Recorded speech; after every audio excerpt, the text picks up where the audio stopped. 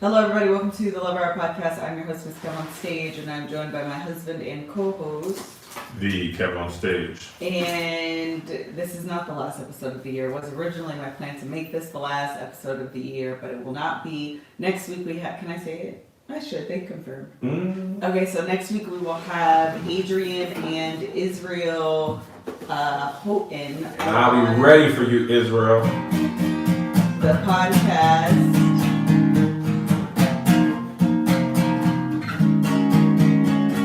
Him and tell him to bring. I do not need to be embarrassed by Israel. I'm going dark for a month until I get a song so clean. I already got my video idea. For what? For Jonathan McReynolds, me versus him, round 2. But I need. Are you guys gonna do a versus? No, I'm just attacking him on social media. Oh, you guys should do a versus. But I need more. I need some time to prepare my thing. Oh yeah, because Jonathan McReynolds is really good. He's been lighting me up.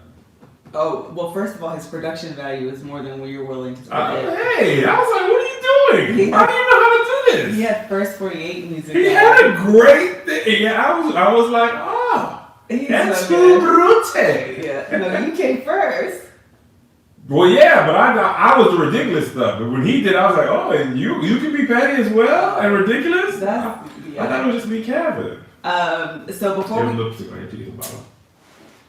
Before we get into today's episode, I actually wanted to talk about, you didn't listen to it, but I'm debating on if I want to reach out to these people now.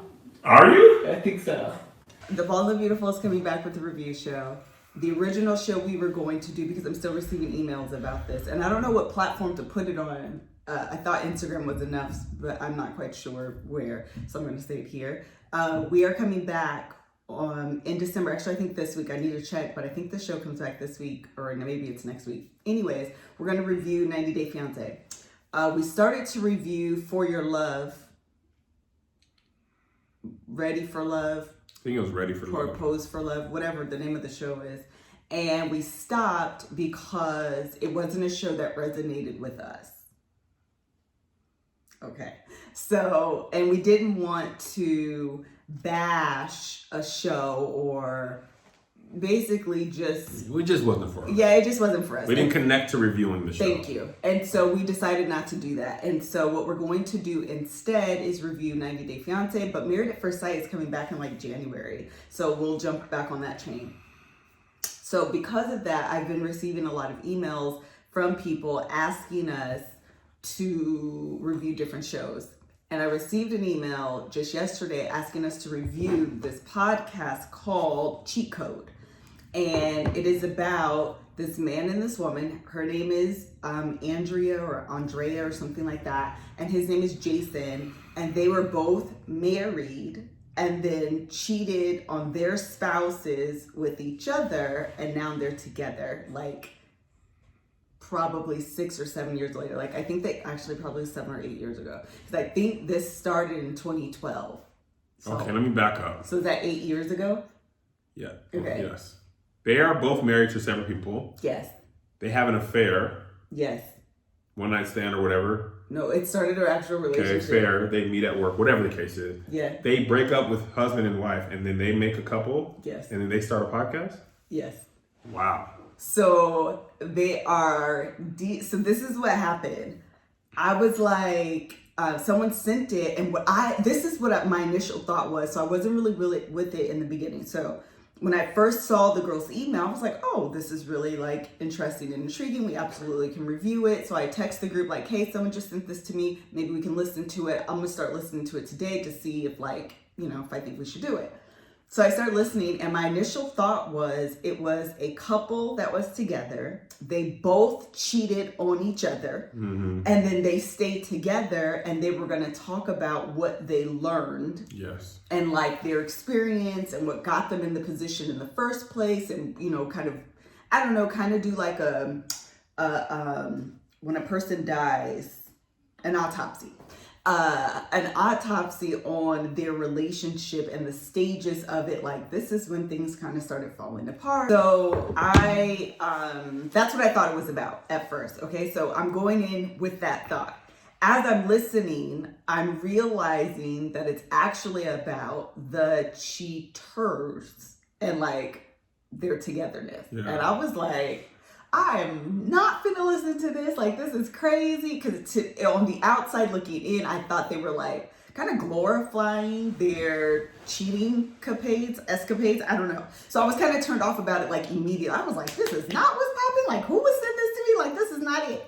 But of course, I was like, but now I have to finish listening because it's only like 10 episodes. So as I kept listening, it's absolutely not about that at all.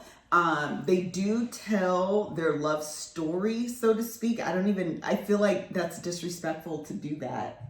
I mean, it's still their love story. That's what I'm saying. It's a one born out of infidelity. Sure. But it's still their story. It's still their story. So yeah, I'm going to take back my bunny ears. I kind of feel like that's judgy and disrespectful. So regardless, they're telling their love story, how they met, how it happened. They're even giving like cautionary tales for people. Like she's talking to like side chicks, talking about like where she went wrong. What you talking? When I tell you by the end of, I'm on episode, they did like a bonus episode where they kind of do like a Q&A for questions that they've received since posting. Cause this happened like early in this year. Like I missed it. I don't know. I don't even know if it was a cheat code. It's called the Cheat Code Podcast or Cheat Code or something like that. It looks like the, what's that movie that Will Smith didn't declined to do, the Wild Wild West? Matrix? Yeah. Okay. It has like that black and green Matrix. Oh, like computery. Yeah. That's what the podcast logo thing looks like. So anyway, I listened to the whole thing and now I'm like, should I invite them on the podcast? You absolutely should. This is a black couple, I believe, right? They're absolutely black. They're from New York. There were children involved. Involved? Yes, like his wife, I think she was pregnant. By her real husband? Yes, I'm pretty sure. And not the Jason is his name, or Jay. I think it's Jason. I think his wife was pregnant at the time that he was hooking up with the Andrea. And Andrea, I think, had just had, or maybe I shouldn't say just, because there's about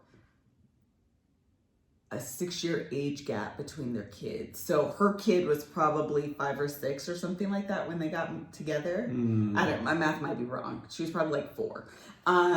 So anyway, it is the most interesting thing. I found it really intriguing. She is a divorce coach now. A divorce coach? Yes. What that is? But I don't know. She coaches people through divorces? I think so. I'm pretty sure. And then she sells pharmaceutical advertisements during the day. And then he's like a whole entire lawyer. So it's really interesting to hear because they're like unapologetically black. You can tell they're really educated, clearly, even in their job. You're not doing pharmaceutical work or being a lawyer, really educated people. They're so black that in some ways they come off, I don't want to say ratchet, but just like hood, like black. But at the same time, they'll say words like, I think they're asking you to opine on this. And you're just like, just say it. They're asking for her opinion. Balance. Like, why would you say that? So anyway, I really kind of, I don't know. I don't know. I feel like I enjoyed the podcast. I don't know if I should have enjoyed the podcast. So I'm kind of having like an internal. Are you afraid to enjoy it because of the origin story? Yeah. You feel like that makes you condone it? Yes. And I'm not even quite sure that they're condoning the start of their relationship. I almost think they say that. I'm not saying that they're condoning cheating. People have done that before. People have done what before? Cheated on their spouse and then got married to the person they cheated with. Yeah, well, the thing is, I don't think they're married. I think they're just still together, but I do not believe they're married. And so by the end of like the 10th, and I'm in the 11th episode, they did like like I said, the 10 episodes, the first 10 are just like their story. The 11th episode is a Q&A. That's what I'm on now. And then they did like an entanglement episode, which I'm assuming came out around the Will Smith thing, and Jada. And then I don't know if there's another episode after that. Anyways, the point is, I don't know, because of the way that I grew up, there was a lot of like judgment. You know what I mean? That immediately wanted to, and then we can get into the episode because this is like kind of one of my things. There was a lot of judgment that immediately gets triggered inside of me because of my moral compass, like my upbringing. And then as I got to listening, it was challenged. I ended up feeling a little differently than I originally felt about them, about this idea. And I don't know, I kind of have like a lot of emotions going on. Like, why am I not judging them? They have a different love story. Is that okay? Yeah, it's Could a they lot. be born? Is it okay to like a show that it conflicts with what I like? Yeah, I think so. It's kind of like, okay, so the whole idea of today anyway is like, you know, the lessons that I've learned in 2020. And I think this was an example of, I don't know, challenging my internal, I don't have them up, so, okay, we could just take a break. Okay.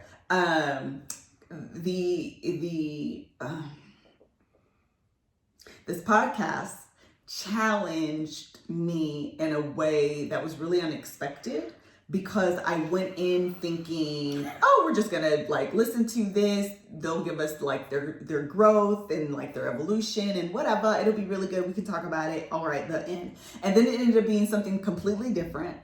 And then I was like immediately in a space. As I continued to listen, my heart softened, my mind changed. And so by the end, you're okay with cheating. And so this, I know you're being like funny, but to be honest, I think that's the struggle, is like, is me talking about this, saying that in some ways. Is that what I'm saying? You need to have, yeah, you need to take the ask approach to this.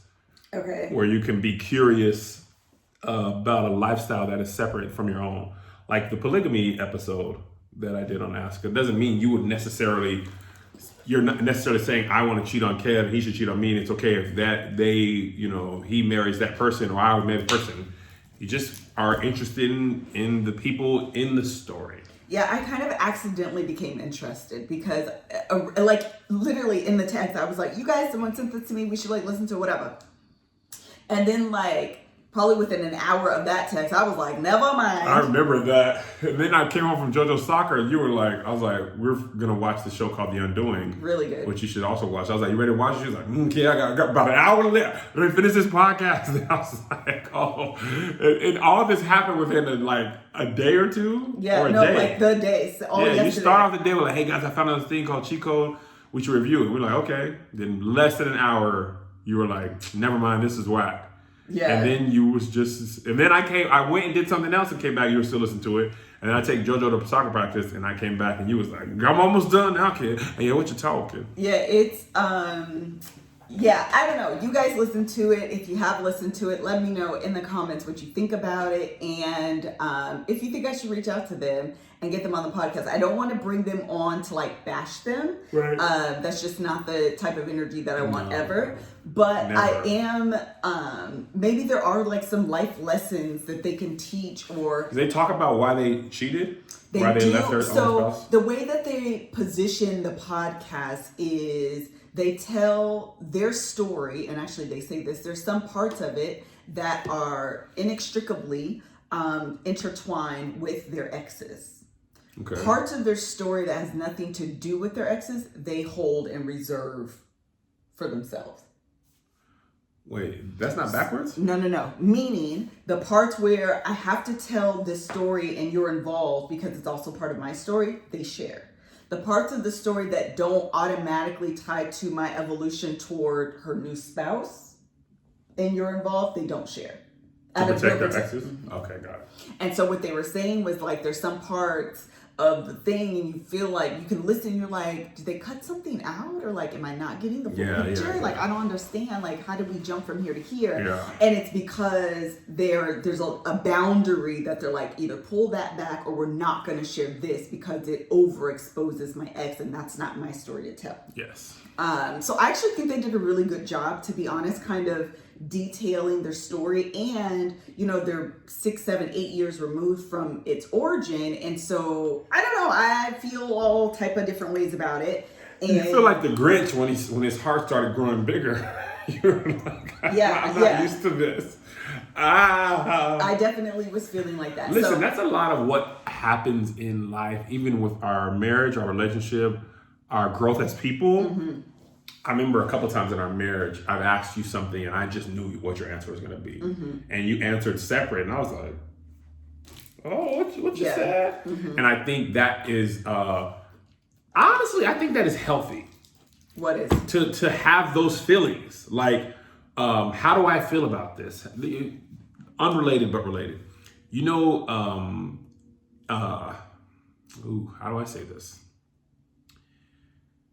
You seen Juno, the movie? Yes. Okay. The actor who played Ellen Page came out today as trans.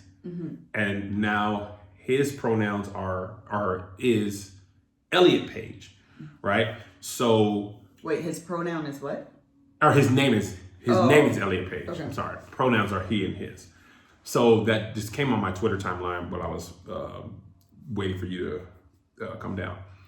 And I remember earlier in my quote unquote awareness of the trans experience, there was a lot more thoughts and stuff that I had combating how I felt with my own upbringing, wrestling with that.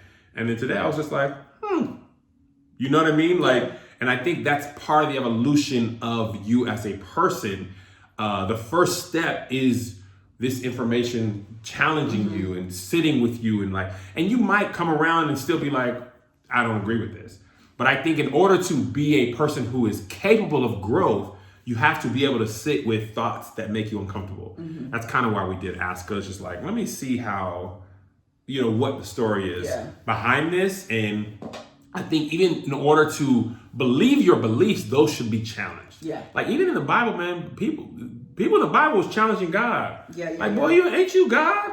Like they would talk to him like that. Like, ain't you the God of Abraham? You did this and that. Where you at now? You know what I'm saying? So God was like, boy, you better ask about me.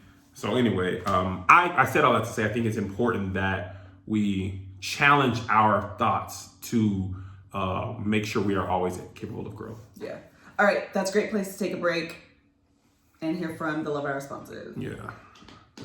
All right, we're here to tell you about Skillshare. Listen, in real life, Skillshare has, actually, they're doing some things with me personally, shout out to them, but we just posted the classes that we took on flying using drones, and I made a chocolate chip cookie recipe using Skillshare. There's some of everything on there. Yes, they're a platform for creatives, obviously. So they have some of everything from productivity management to guitar lessons. One of the classes that I took, as you guys know, I'm doing a rebrand and I'm working on a blog in real life, however often it comes out. But I took the Introduction to Starting and Growing a Fabulously Successful blog by Janae Jackson. It's really good. She gives really great insights and tells you how to structure your blog, some key things to include, and that kind of thing. She's an amazing teacher. I really, really enjoyed her. And she's a Black woman. You really enjoyed that? I really enjoyed it. And she's a Black woman, and I love the diversity in teachers that they have. And yeah, I'm here for the Skillshare. Explore your creativity at Skillshare.com/LH. And free trial of premium membership. That's Skillshare.com/LH. And of course, the link will be in the comment section of the description box, so you can make sure to check them out. All right, we're back. So that was the kind of the intro to this episode. Please let me know if you've listened to this podcast. Also, the podcast being the cheater's code, something like that. And let me know if you think I should reach out to them. I don't know how I feel all the way. I think that's, it's interesting. I don't think you have to know how you feel all the way to reach out to them.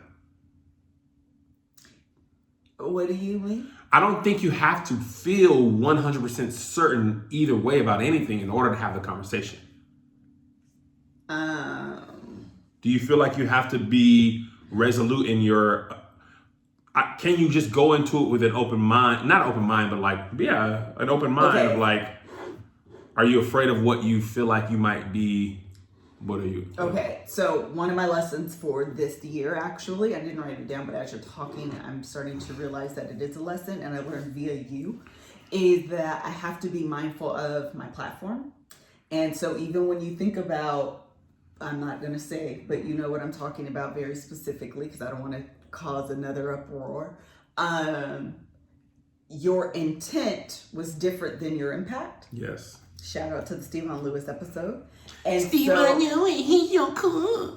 The Love Hour podcast Instagram page is about to become a Stephen Lewis fan page, by the way. I broke down like great. 15 clips. All his great analogies. Like 10 hours on Monday or Sunday. You was working. I said, girl, this is supposed to be our day off. Listen, I literally spent like all day cutting down those clips. Anyways, I have to be mindful of my impact regardless of my intent. Yeah. So the stages have cheating couple on their thing. And what is wrong with Christianity today? Right. And this is why you know dogs need to be neutered. Be like, well, how'd that get in there? And I never want, while my intent may be like, I'm just kind of curious, and can you tell us what you did learn and what you would do different? Because those are the questions I would ask. What you would do different, what advice you would have for people that are maybe in a bad relationship and they find themselves where this, because for the guy, he literally was like, I'm going to cheat.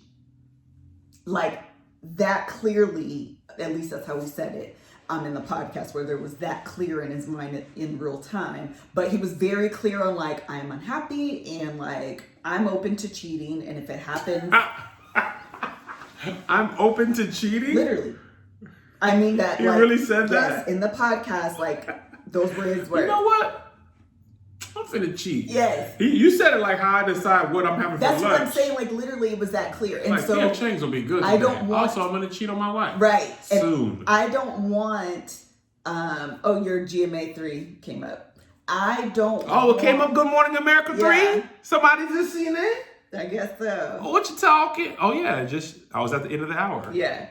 So, and I wouldn't want for someone to take this out of context, to take my intent and twist. Because one thing the internet is good for, is twisting and turning your intent. And assigning it to something that is so far removed from where you started. And I don't want to, I'm gonna let you finish. Okay. Are you afraid of,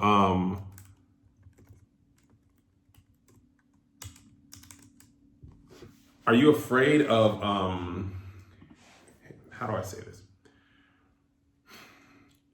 Are you feeling like you're afraid of exploring things for fear of clap back or the wrong thing? I am afraid of exploring like this topic. Like, listen, we've talked about masturbation on this channel, which is not within the realms of typical, flicking that lighter over there. Yeah, we jilling off. I wore it's the clit shirt for me. Like those are things that are not typically within the realm of a church-based podcast. Yeah. Okay, so in terms, would you consider this a church-based podcast? I mean, it's very. I wouldn't say rooted that we're like throwing scriptures at it, rooted in Black Christianity, but it's absolutely rooted. I mean, that's inextricably tied to like who I am and my views and like the things that we talk about. With that said, those are things that I'm very comfortable challenging because I do believe they need to be challenged. I would never suggest someone go cheat. Like that, I'm just not going to do that. So do you think by having them on that might be the correlation that people make?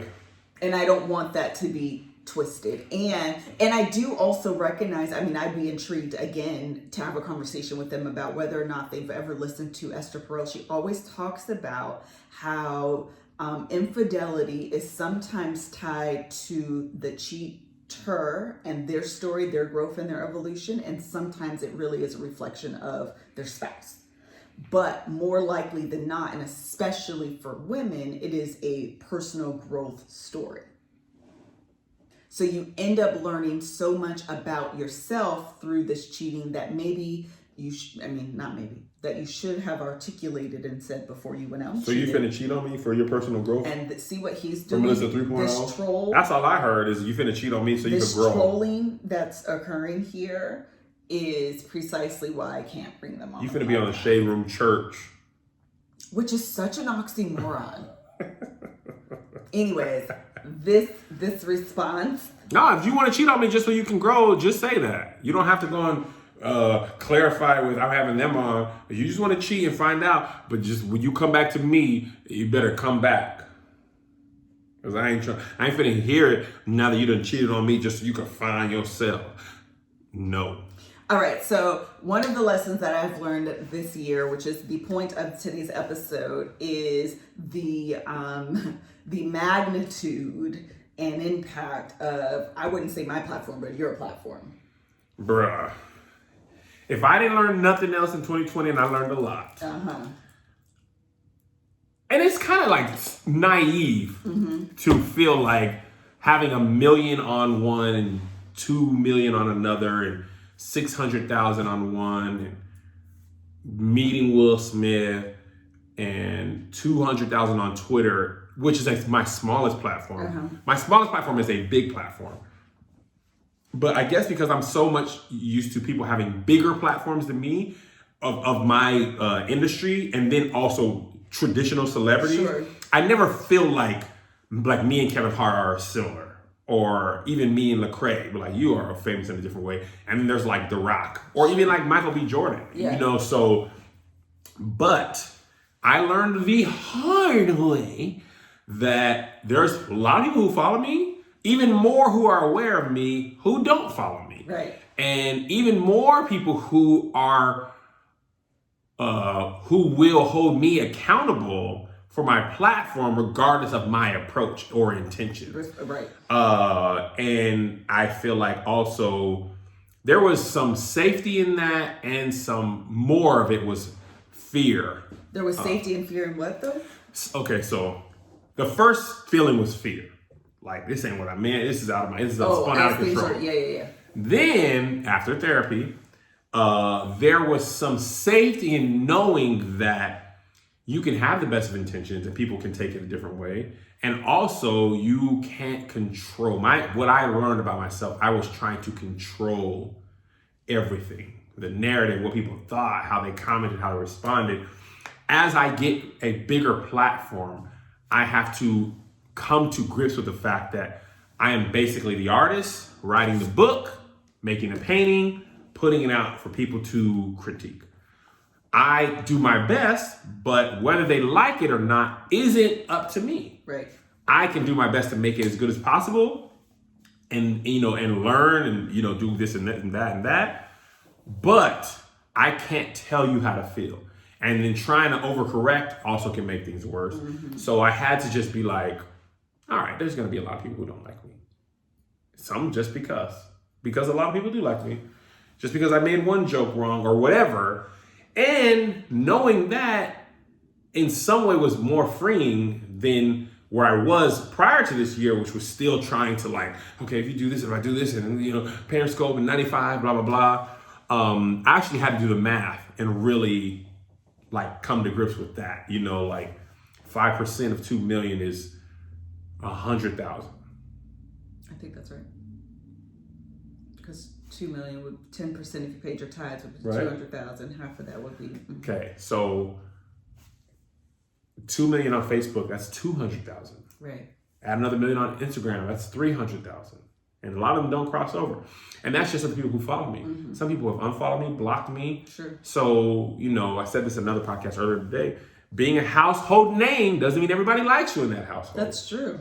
Everybody's gonna pay attention. And sometimes people troll on purpose, and sometimes people are willfully obtuse just to get a rise out of you. And some people just ride the train of what's going on. They just troll. I've made this joke before, and I Lil Duval said this too, but I said, I'm gonna wait for the internet to tell me what I should be mad about, and then I'll be mad. Or which side I should pick. People be doing that. Oh, I'm trying to tell you they do. It's oftentimes that there's some issues that I'm like, nah, y'all were right. Yeah. And then there's some issues, even with you, I'd be like, I don't agree with that. That don't sound good. You don't agree with me? No, yes, but it's your voice via what social media is saying. So you want to cheat on me because you don't agree? And so what you end up doing is there's like just a lot of like how you should be thinking, and people don't take a moment to think about how they should be thinking, and that's what, you know, it can be bothersome to me. Again, there are some social justice issues. Listen, I'd be here for it. But then there'll be some like little stuff, like a story will come out about a rapper or whatever. And everybody be thinking one thing, and I'd be like, well, hold on. Mm-hmm. Can we just maybe everybody just pull it in? Because I just got one more question. Also, a lot of time the information. Hold on, because I said that, and I don't want people thinking I'm thinking about Meg Thee Stallion, and I'm Team Meg. That's not what I'm talking about. I'm just saying in general, sometimes there are things that come. You know, you just got to start forward thinking, because folks be trying to be making connections that don't exist. That's all. I'm just saying. Why would they automatically go to Meg Thee Stallion? Because that's where my mind went, and so I don't want people to think that that's where I was talking about. Oh, so you like Tory Lanez? This is what I'm talking That's about. why you want to cheat on me? This is exactly how like the comments are. Literally, sometimes I have to remember that the comments aren't, what I'm presenting online is a lot of me. It really truly is, but it's not all of me. And so sometimes comments can be very triggering because you're like, you were so off base that you don't even know, but being able to articulate that's not in a way that doesn't appear to be combative is really hard. So anyway. I forgot what I was saying. That was a good point. We're so well lit right now. So happy I turned. Well, the other thing that I learned, are you done? Yeah. Okay. The other thing that I learned about, or one of the lessons that I learned in 2020 is the power of the pivot. And we're going to pivot into a break right now. Oh! All right.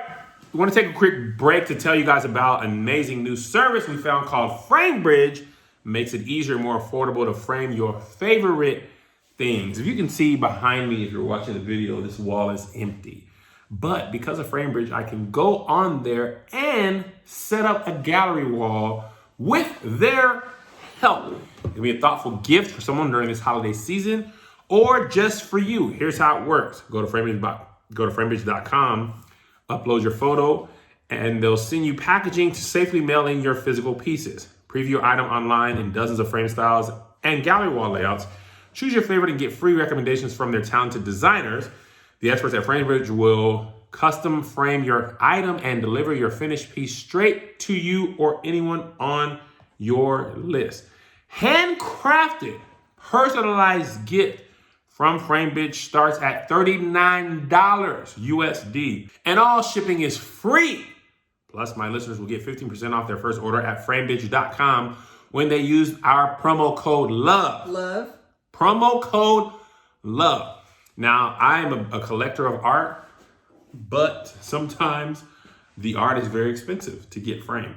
So what I do to make it look more snazzy and not break my wallet is I get a print, and then I send the print over to Framebridge. And then when it's framed, it looks more dazzling and expensive, like a little Mercer Slim. It's got a clean black gallery frame, okay? Irvine Slim is a clean white gallery frame.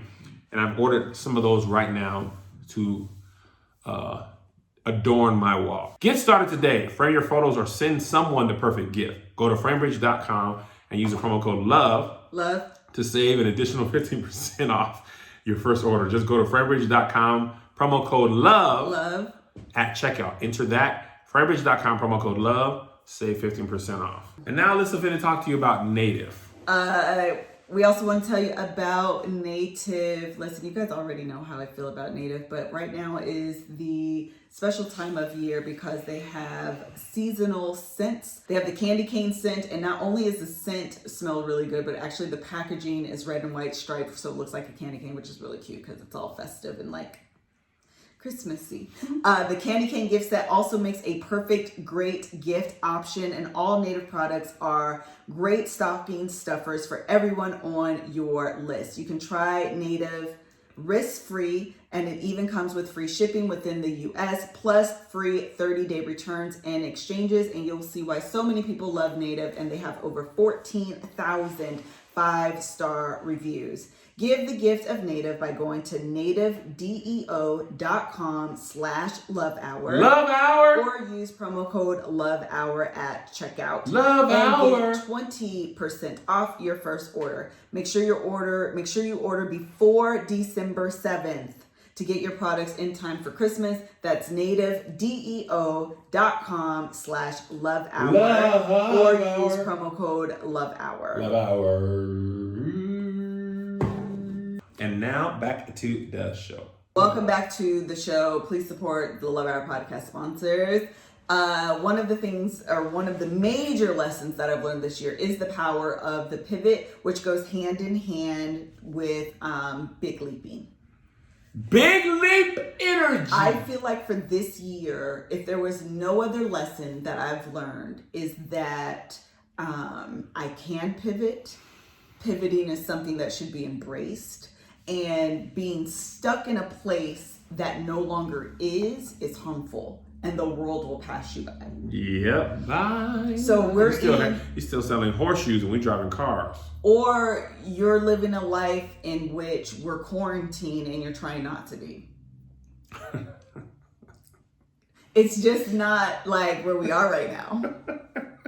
And at the beginning of the year, if I'm being completely honest, that is where I was. I was not trying to be accepting of the fact that 2020 was happening, quarantining was happening, COVID-19 was happening, and no matter how hard I tried and no matter how hard I prayed, there were things that I couldn't control and make be what I needed them to be in order for things to go the way that I had envisioned. Yes. And so just trying to hold on to, again, what was and not coming to grips with and reconciling with what is, the world is just going to pass you by and You're just going to be stuck. You're going to look up and you're going to be in bell bottoms and we're in year 2020. Like, I don't know what else to say.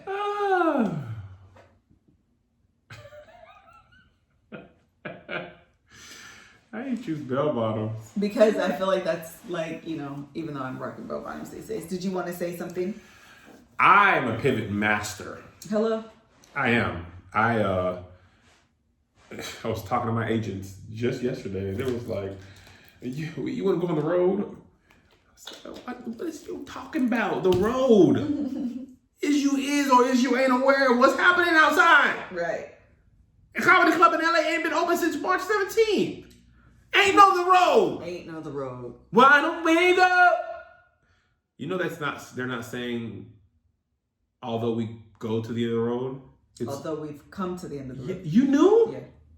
I have never said that. I always say, why don't we go to the end of the road? Is it why don't we go? You're so singing so loud and wrong. That's what I thought. I was like, I know these lyrics, and now you're loud and although wrong. we've come, I can't think straight. to the end of the road, still I can't let go.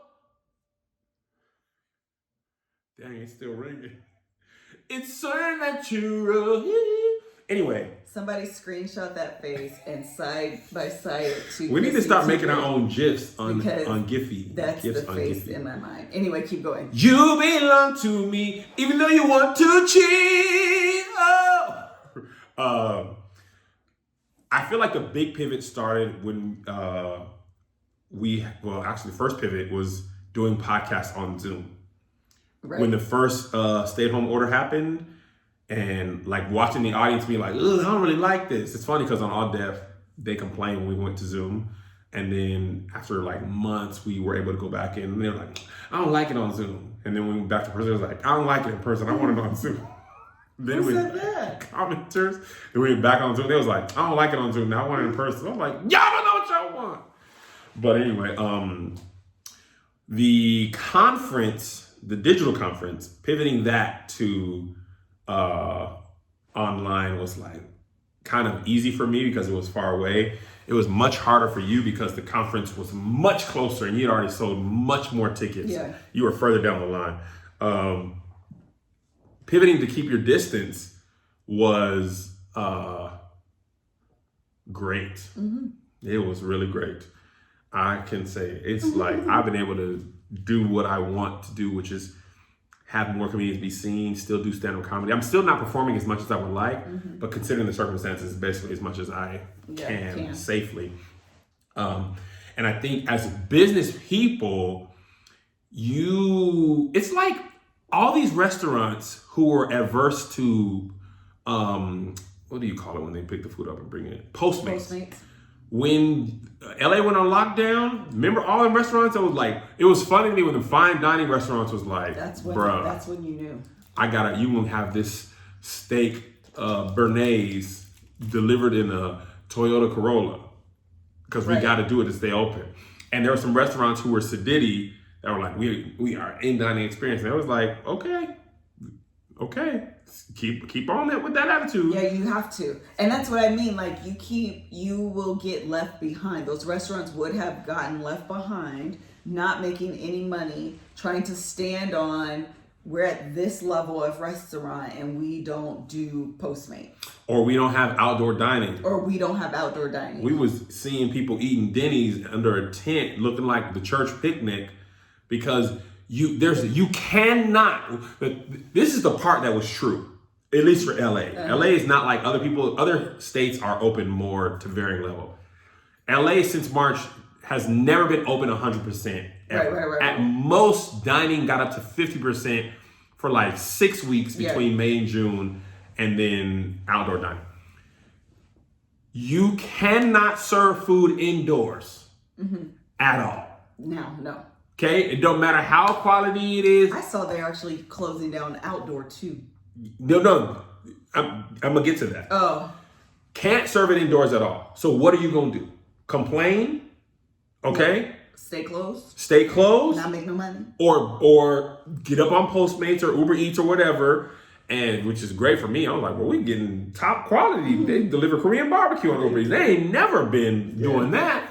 And I think a lot of times people just want it to be like it used to be.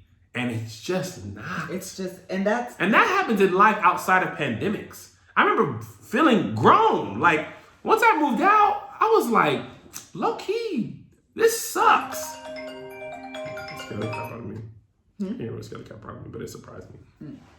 But I used to want to move back to my parents' house. You know, when you have the first baby, I used to be like, I need more time. Put it back in. Put it in and keep crying. It twine. But you can't sit and wish for what was. Right. And people are always like, man, you got to get back to normal, It's normal is gone for a little bit. And there's some things, just like September 11th, Melissa brings this up a lot. I remember before September 11th, I was on getting my paychecks handed to me, Burger King. September 11th happened, checks didn't come. And they was like, we told y'all to get on direct deposit. Now I can't fathom working at a regular job and having you have to hand me a paycheck. You know, so some things will be forever changed, never to come back. A lot of businesses that are closing, I saw a stat in New York City, like 30% of businesses that closed during the pandemic will not reopen. Oh yeah. Like businesses it's tough to go 2 weeks without months. You know what I mean? Like malls were already on their way down. Death blow. Well, and that's the thing that I think that I've learned, that we have to be willing to adjust. And a lot of us, it's me. There's a lot of like rigidity and not wanting to pivot, and recognizing that it's necessary for growth, it's necessary for evolution, it's necessary to sustain, and you have to be able to pivot. We can take a break here. Oh, yeah. All right, and now for our last break, we are going to tell you about HelloFresh. We are a busy family. Very busy. I am a busy woman. Busy mom. Making sure that my family eats a meal that I feel like I cooked, but didn't take all the time necessary to do all the things that's typically required with cooking. Shopping, portioning out things, First of all, back that up. Thinking of a recipe. Man, that'd be hard. That'd be half your problem. Half the battle That's why is you like, chili dogs what am I every time. finna, what am I about to eat? What are we about to cook? What do I have? What don't I have? Do I need to run to the store? Ain't nobody got the time to be doing all the things. And that's where HelloFresh comes in. They make cooking easy for you because they take all of the thinking out of it. It is quite literally the easiest things. The recipes, done. Portion meals, done. Grocery shopping list, done. Because it's already included in the box. Come right to your doorstep. Right to your doorstep, already pre-portioned. They're cold, so the meat doesn't go bad. Like, it's actually... Meat is good. Yes. We just recently had the cheesy smothered mushroom chicken. It came with mashed potatoes, roasted carrots, some chicken, a nice little gravy white sauce. Really fantastic stuff. The recipes are super easy to follow. They even have pictures because I don't only like words. I actually enjoy the pictures as well. It's just the way that I learn and like to do things. Over 90% of ingredients are sourced directly for the growers to ensure peak flavors and ripeness. Easily change out your delivery days or meal plan preferences. They have keto, they have kid friendly, they have all sorts of things to accommodate wherever you are in your phase of life in terms of your eating plans. Keep your fridge stocked by adding extra meals or additional proteins. Quick meals like breakfast on the go or their 10-minute lunches, and even desserts to satisfy your sweet tooth. Go to HelloFresh.com/LoveHour90. LoveHour90. And use code LoveHour90. LoveHour90. To get $90 off, including free shipping. Yeah. Go to HelloFresh.com/LoveHour90. LoveHour90. And use LoveHour90 to get $90 off, including free shipping. And now back to the show. All right, and we are back. Thank you so much to the Love Hour podcast sponsors. Please make sure that you support our sponsors, and remember that supporting our sponsors is supporting us as well. One last thing that I wanted to talk about, because we talked about it last week in the Love Hour podcast, and you should most certainly check out that episode if you have not yet. And one of the things that I've learned, and again, I've said this last week and I've mentioned it a few different times, is that imposter syndrome is real, that I suffer from it, very real, and that, yeah, that's it. I didn't recognize... How are you combating it? Well, that's what I'm trying to figure out how to do. I just actually had a conversation with Angel. Today's Tuesday, so it must have been yesterday. Yeah, because today's the 1st. So I had a conversation with her yesterday, and she was like, Melissa, she had put up her vlog for Napa, and which you should watch as well. It's on the podcast. I'm doing all the promos today. And so she was like, I asked my YouTube subscriber base. Her? If, Angel? Yeah, Angel did. The stage wing? I mean the angel wing? Sure. If she should do a lookbook for the looks that she picked out for Napa. Yep. And so she was like, honestly, Melissa, they told me I should, so I'm gonna do it, but like low key, that's not even really my lane. Like, you should do a lookbook. Like, that's really like that's really like your lane. Actually, and that's what she said. I had trouble saying that out loud, but her little words. You're a fashionista? Yeah. I know, just move on. And so she was like, you're the fashionista, like, honestly, you should be the one doing this. And I was like, okay, so this is where the expert imposter comes like full-fledged. What approval would you need to be to do a lookbook? No, it's not about that. Showing the outfits, fine, no problem-ish. The real problem is like, how am I gonna record this? How is it gonna look? Am I the person that should be doing it? How should I set up the lights? Do I know how to set up lights? Do I have the right lights? Should I use my phone? Is it trash to use my... Like, all of these extraness comes to play, and that's what I'm just like, I won't do any of it because I'm not good at it. That's the funny thing about you and me, that I don't think we can be any further different than. Well, that's really probably, if you ranked your imposter syndromes and mine, they'd probably be opposites. Yeah, I suffer from it in ways, but not in the same ways. And that way, I'd be like, I wish somebody would tell me I can do something. And even that some person is me. I wish I would tell myself I can't do it. That's why I'm combating. This is my imposter syndrome fighter. This is what is mine? Elitism? I don't know why. Elite alpha or something? Kevin is so annoying that he changes his imposter syndrome name to something that almost sounds positive. I'm not an imposter at all, but I like pasta and all. What is it though? The Natural Genius, which actually doesn't even sound bad at all. That sounds good. Like, anyway, mine comes from things are not easy, therefore they are dumb. I should not do them. So every time I come here, I come down here at least 15 minutes a day and I fight imposter syndrome. Mm-hmm. Right now, that is the shape of a bar chord, which is very hard, Melissa, to get your fingers to play all these notes. Look, all these notes cleanly, and then this one without your finger hitting this string. You hear that sound? yes. Mariska said he was waiting for this moment. But anyway, but really this guitar is the imposter syndrome fighter because it's so interesting how it can come in different ways. Yeah. A lot of it for you and even Mel is like, do I belong in this room? Yes. Right? I don't suffer from that. I'm here, I'm real, been here, still trill Southwest. I suffer from, I only should do the best things and I should be the best at everything. And if I can't do that, then I don't need to do that at all. Right. Which makes That's the Natural Genius. Oh, I thought it was elitism. Which isn't the best way to enjoy life healthily because you end up giving up on things that can be fun for you.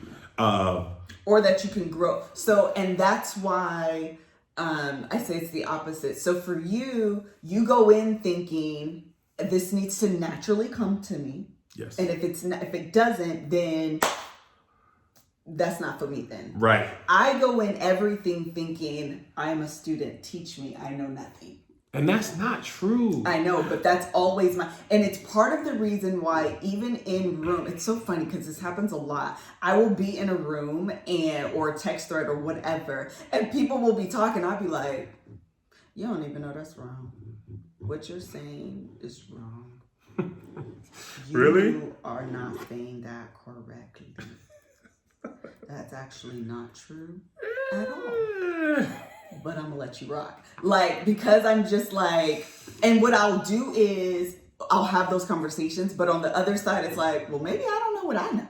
That happens to you all the time. Well, maybe I'm the one that did I read that right? Maybe I didn't read that right. So let me go back because I'm always taking on a student role and never taking on a role in which I can, even if I'm not an expert, I'm never confident in what I do know.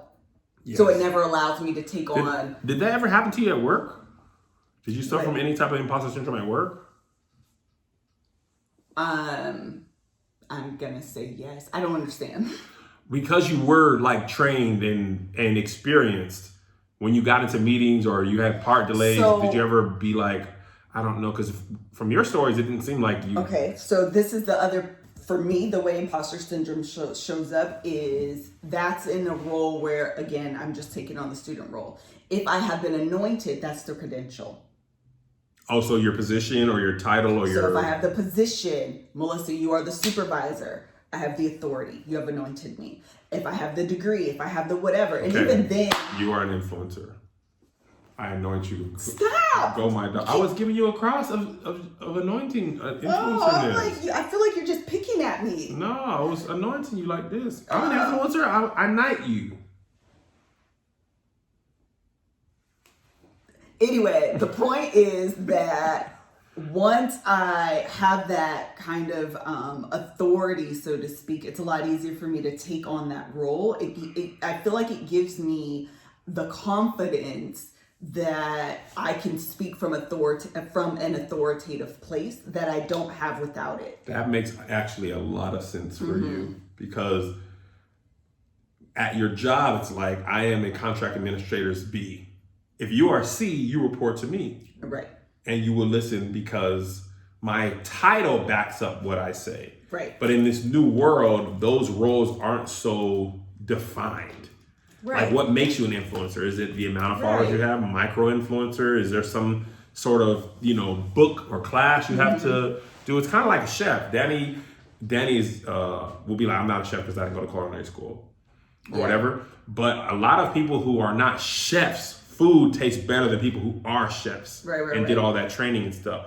But you got to be confident in your thing. Did you have that in every job? At the bank, you probably did for sure because you were assistant manager and all operations fell under you. Yeah. And the manager was like sales. Right. I think the imposter, and part of the reason I think it was such a revelation is because it is and was always, I'm sure, something I've suffered with for a long time, but it's always been underneath the surface because I've always had authority. I have a college degree. And you went through the management training program that's what I'm saying. at that job. Like, I'm saying I have a college degree. That's a seal of approval for me. That's you can't take that away from me. That's a degree. This is mine. I worked at the bank. I worked in a management training program. By the end, you are anointed a manager. Yeah. And then I'm taking all of these classes and like tutorials and like read this book and do this training, do this and that. And so I end up being armed with a lot of knowledge. And that knowledge is what, for me, gives me confidence. I get that. And so, you know, is imposter that why syndrome. You go to LMFT school?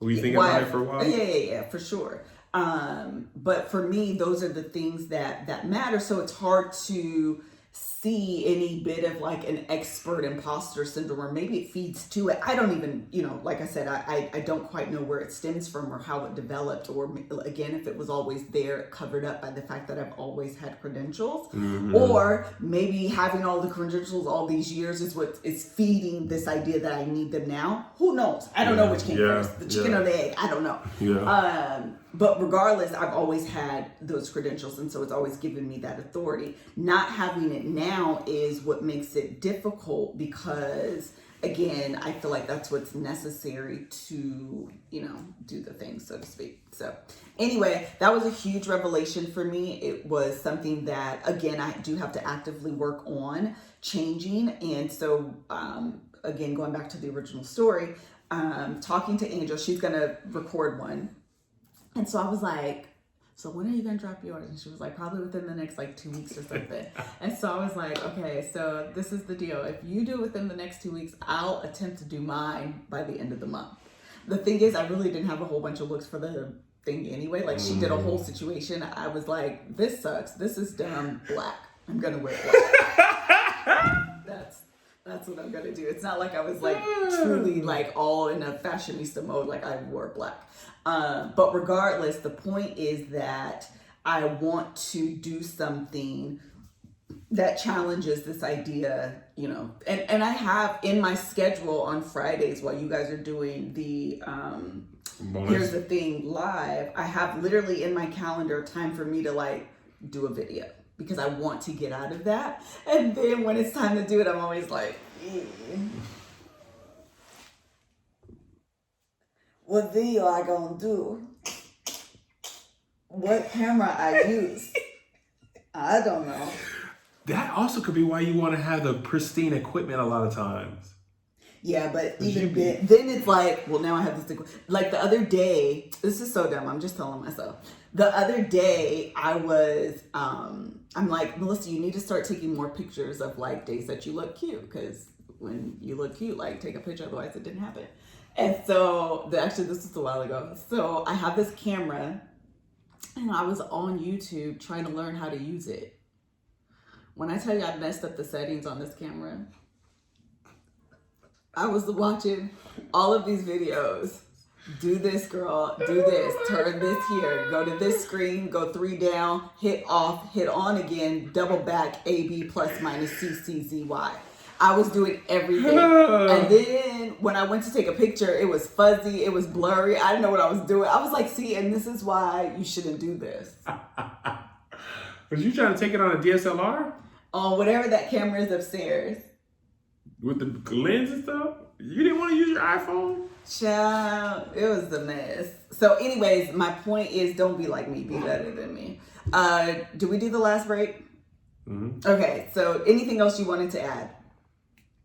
No. Okay, oh, I had this one. I am strong and I am weak.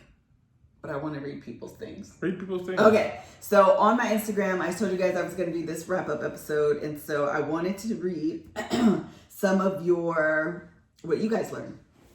So Alexis Fields, this is so funny. Alexis Fields, I'm going to tell this is just a story podcast episode. So Alexis Fields being the sister of Kim Fields. Mm-hmm. Okay. Kim Fields being the person that played Regine on Living Single. Yes. And was in, what is that show? When Kim Fields was little? Facts of Life. Facts of Life, thank you. So anyway, Alexis, she probably wouldn't mind me telling this story because it's not that bad. She inboxed me, DM'd me, and like last year, and for whatever reason, trying to sort through your Instagram All that DMs. stuff. Yeah. Ever since they bought Facebook in, it's even more. Yeah, it's even ridiculous. more messed up. Okay, so it's not just me. It's been really kooky. And so she inboxed me again like a year ago, maybe even longer than that, and was like, before the rebrand, literally, I was like, was God talking to you? I'm confusion. She literally said, I can see a change coming for you, and I see it in you because I feel like it's coming for me as well. And I was like, and I didn't see it until like a few months ago. Really random. And again, I don't even know how I saw it because it's been in my inbox, but I just didn't see it. Yeah. So I was like, Alexis Fields, because I know who she is. Yeah. How does she know who I am? Stop. And You why can't is tell me she? stop speaking to God. How is she inboxing me? Like, what is going on? And so my comment was very like, Melissa, hey, I'm just seeing this. I'm not quite sure you meant to send this to me. Did you say that? Yes. Matter of fact, let me see if I can find it. You did not. Yes, I did. To Alexis Fields. This is what she said. This is February 2019. Woo! That prophecy. Yes. Yeah, that was she. February 2019. She said, Well, I really condensed this, but Oh, she my said, I feel like we are both at the threshold of major transitions. Not in the sense that we're becoming something completely new, but we are becoming who we already knew we were meant to be deep down on the inside. Yes. It's more of an acceptance than a discovery. That's a beautiful line. Woo! What a really pretty line. That is great. Yeah, that's a beautiful thing. Acceptance, not a discovery. Yeah. That's really pretty. That's just like, that's really pretty. You are beautiful. You are brilliant. You are far greater than any fear or insecurity that has ever tried to hold you back. Brace yourself, sis. It's happening. It will be a process, and at times you will hate the phoniness and political schemes that come at you. None of it matters. That was me. Okay. None of it matters. You're going to help so many people. Go, Melissa, go. God is smiling on you. And then like 7 exclamation marks. Yeah, Melissa! Tell me this isn't like the sweet. First of all, that was just at the beginning of the tour of last year. Yes. This is early. So I didn't see it until October of this year. So like 2 months ago. You left her on red for over a year? Yeah, I was like, how did I not see this? I don't understand. Dang, Liz. So anyway, really, really sweet message. So I'm like, I'm not sure if I'm being spammed.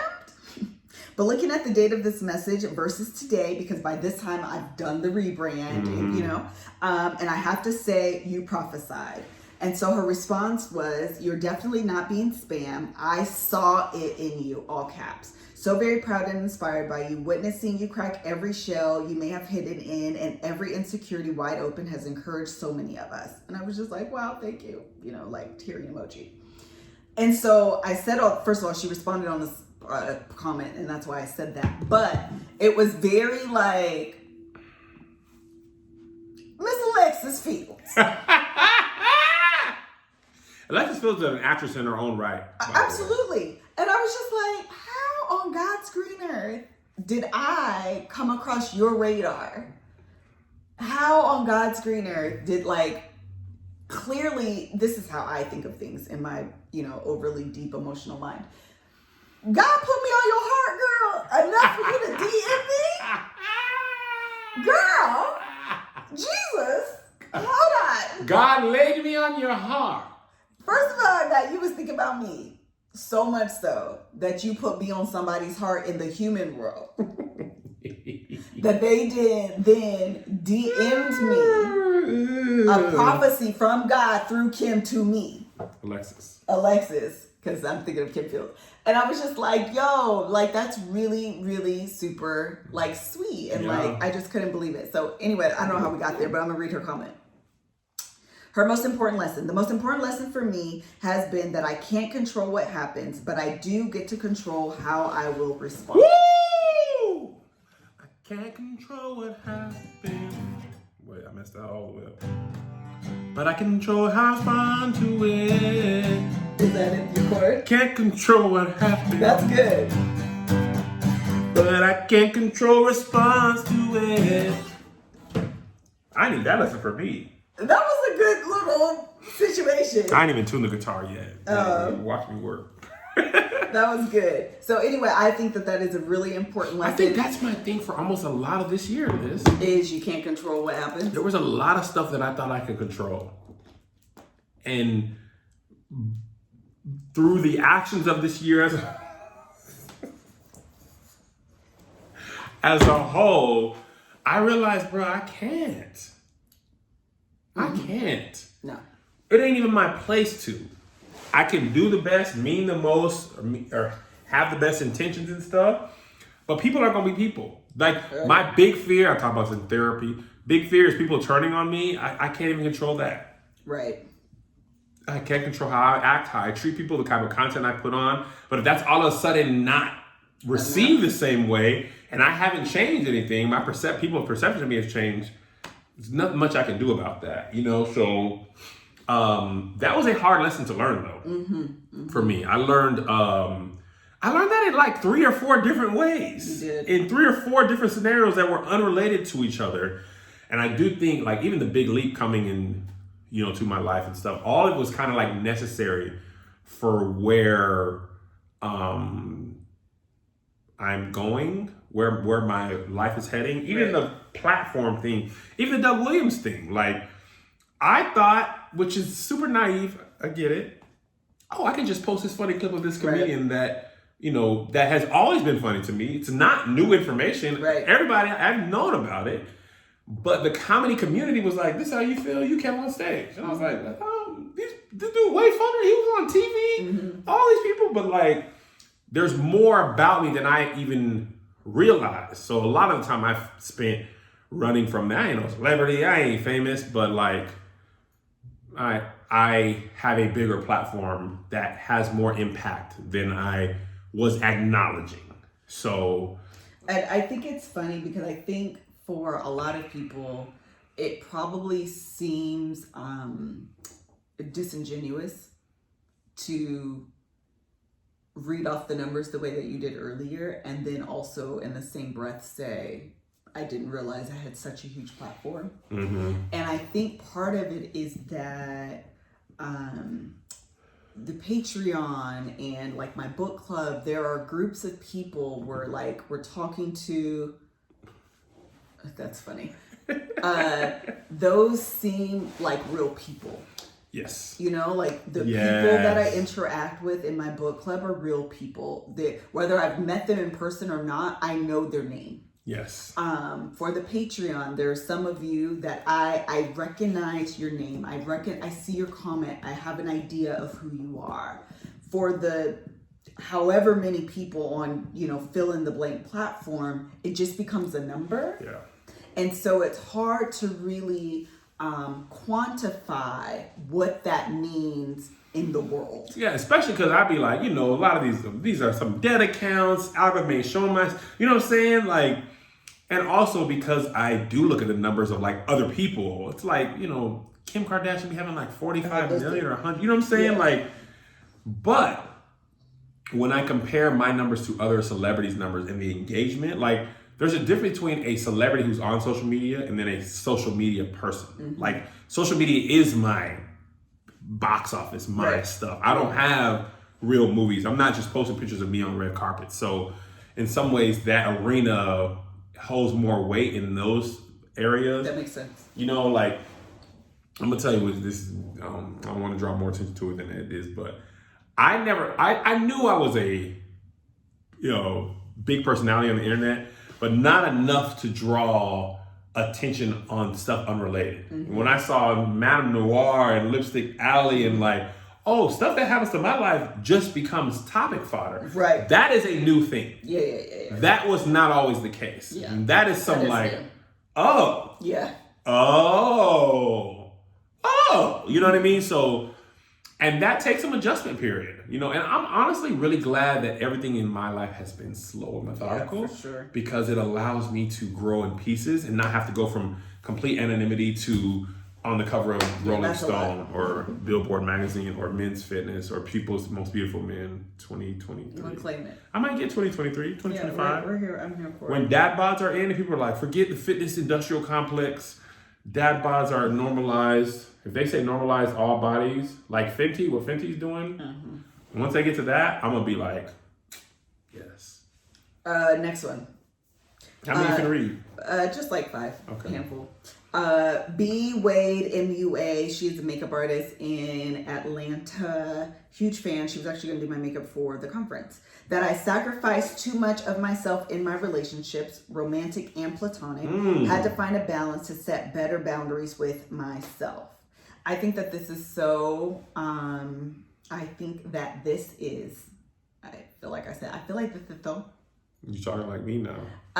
This is so important, and something that I recognize within myself is that it's so easy to become all consuming in one aspect of your life that you lose yourself. And in the music, the moment, you own it. You better never let it go. Correct. You only get one shot. Do not miss. This chance to blow. This opportunity comes once in a lifetime. I had to go through it. Yeah. I couldn't just jump in. It's like saying the ABCs and you're like, ABCD, You can't. There's only certain parts you can't start on X or H. Right, like ABCH. IJK. Got it. So anyway, really good one.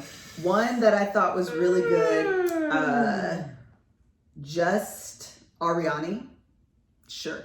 The lesson I learned is that my worth does not lie on the work I produce in school. Regardless of whatever grades I get, I'm still worthy of the nice things in life. I can be happy. If my grades aren't the same in a pandemic, that's okay. We're in a pandemic. That won't make me any less of a good student. If anything, it makes me more aware that obtaining my master's degree online is not the format for me.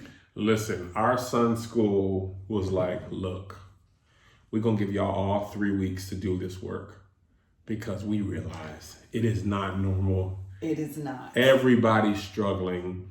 I remember at the beginning of the pandemic, people was like, if you ain't learning a new trade, blah, blah, blah. Listen, if you are just getting by, if you just get by, that's enough. This is, I feel like we didn't live through World War I or II or even the Vietnam War. I think the first major conflict was like Saudi Arabia. Remember that? We were kids, Operation Desert Storm. My dad went. Yeah. But we did do September 11th. Yeah.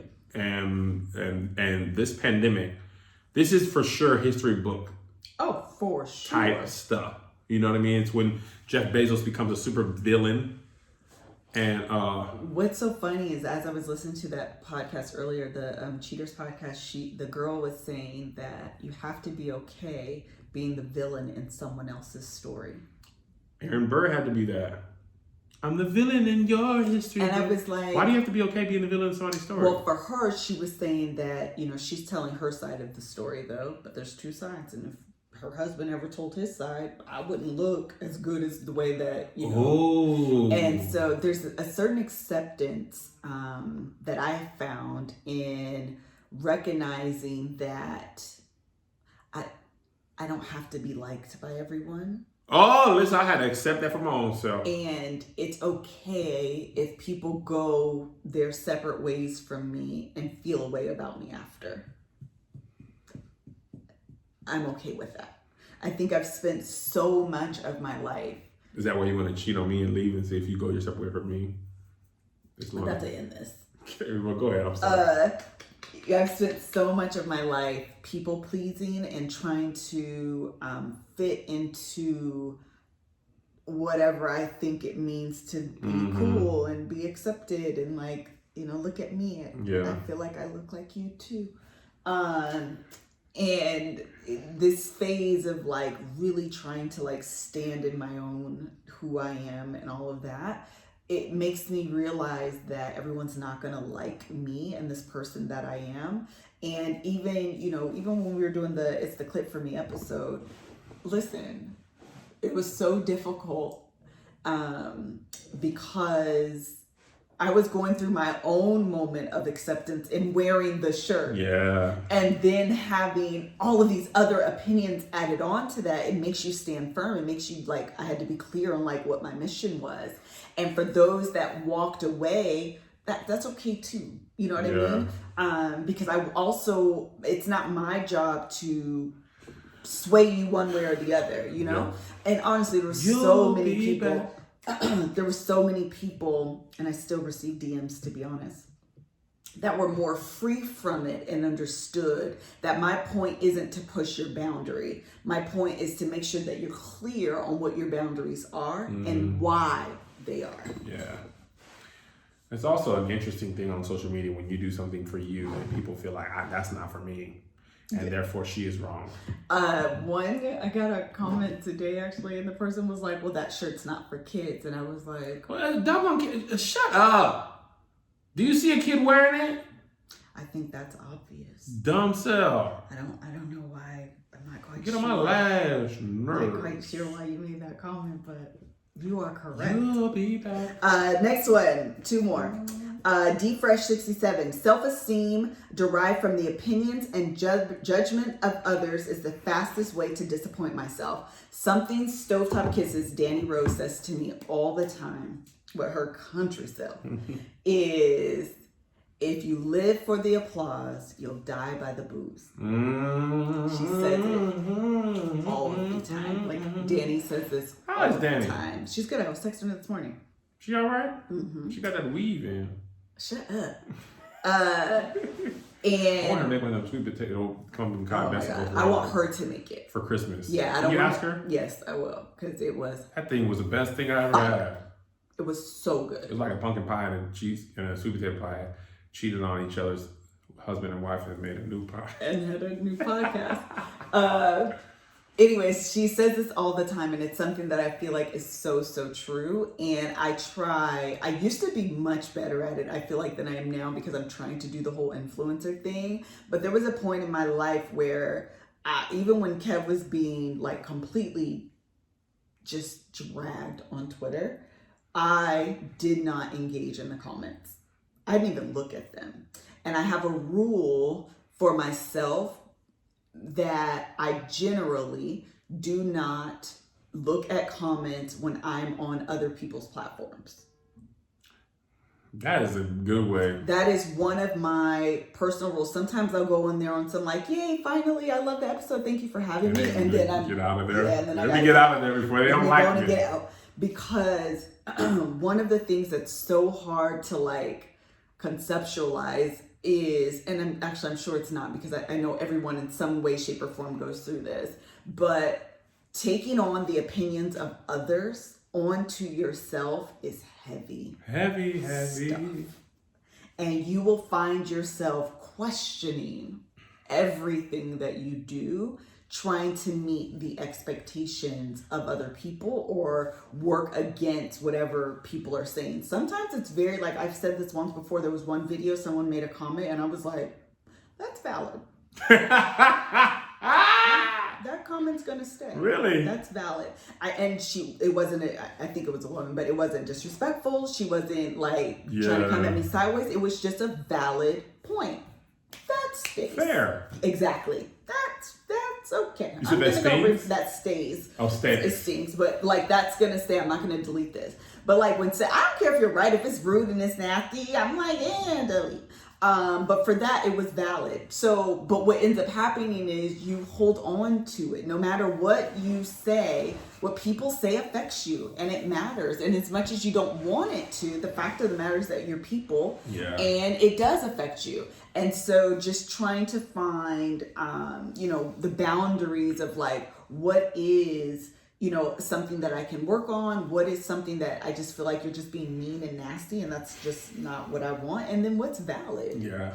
And working on those things, as I'm constantly growing and evolving, and that's just something that I'm always doing. All right, last one, Sure. because I know you're tired. You don't know what I am? Exhausted. I know. It's because I had to get up so early and do Good Morning America. Her name is... Okay. I'm going to end on this one because it was one that I was going to say anyways. So Sweet Trice, but it's like with 3s instead of E's, says, I'm stronger than I thought. Oh, yeah. That is one of my things, that one of the lessons that I've learned this year is that I am strong. I'm stronger. And I am weak. Wait, what? Yeah. I feel like taking on I am a strong Black woman. Oh, yeah. That's a heavy burden. Child, it's a heavy lift. That's a heavy lift. It is exhausting. It is tiring. And sometimes I'm not that strong. And so recognizing more than being strong and more than being weak, and maybe this is how I should have phrased it, I am human. Yeah. And I have moments where I am really strong and like I can do it. And then I have moments where like I can't do it. I need help. Please, somebody help me. And being able to embrace and be authentic in those moments is like truly the lesson of 2020 for me. Being able to reach out for help, being able to say this ain't it, being able to use my voice, moments of strength, being triggered, a moment of weakness. But understanding, you've been doing great with that. Listen, over the last, I'd say 6 weeks, maybe even 2 months, I've been watching you. Yeah. Because, before that, you was triggered and you used to be like, funk, activated. Yeah. And now you'd be like, okay, notated this, that, this adjustments made. And I've been watching you work through it in real time. I'm very proud of you. Yes. Yeah. Okay. Anything else Kev said? I love it, but Kev looks bored. He's always bored on this podcast. How do I look bored? Okay, say your... Who said it? Lucius. Okay, say your final thoughts. What my final thought is. Sing your song. No matter what I do, you comment on my stuff. Last time you said I make too many jokes. That's what they said. This time I'm bored enough. They haven't said that in forever. They did say that the last podcast. I said, man, maybe they're right. I don't remember that. They did, Liz. I just be listening and letting Lisa talk. Also, I've been up since 5 or 6 a.m. This is the third thing that I did.